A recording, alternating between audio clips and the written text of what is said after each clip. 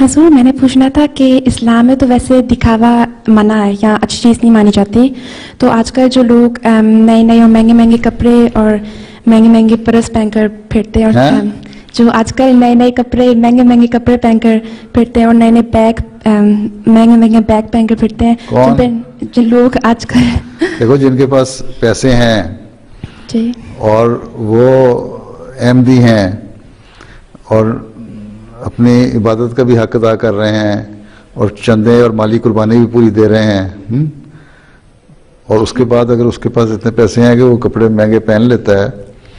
اور بیگ لے لیتا ہے جی تو اس میں کوئی حرج نہیں ہے. لیکن اگر تم چندے بھی نہیں دے رہے، غریبوں کا حق بھی نہیں ادا کر رہے، زکوٰۃ بھی نہیں دے رہے ہیں جی اور صرف فیشن کی طرف توجہ ہے تو پھر وہ غلط چیز ہے. ٹھیک ہے حضور. جی ٹھیک ہے نا. بعض ایسی عورتیں ہیں، میں نے پچھلے فرینکفرٹ میں جو میں ذکر کیا تھا کہ بڑی امیر ہیں، مسجدوں میں انہوں نے چندے بھی بڑے بڑے رقمیں دی ہیں اور کپڑے بھی اچھے پہنتی ہیں اور سونے کے زیور بھی ان کے پاس گراموں میں نہیں بلکہ کلوں میں ہے، اور اس میں آ کے وہ اتار کے چندے میں بھی دے جاتی ہیں سارے کا سارا زیور. تو ایسی عورتیں اگر زیور بناتی ہیں تو کیا فرق پڑتا ہے؟ اور جو اسلام نے جو ہے نا، جو آج کل کے ان کو فقیر کہتے ہیں یا ایسے لوگ جو اپنے اوپر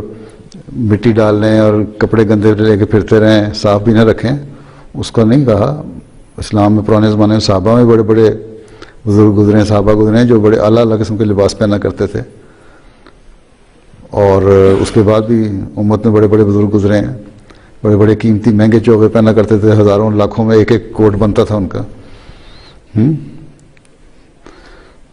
تو ہم تو تصور بھی نہیں کر سکتے اس کا بھی،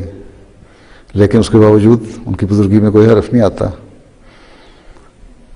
قربانیاں کرنے والے تھے وہ.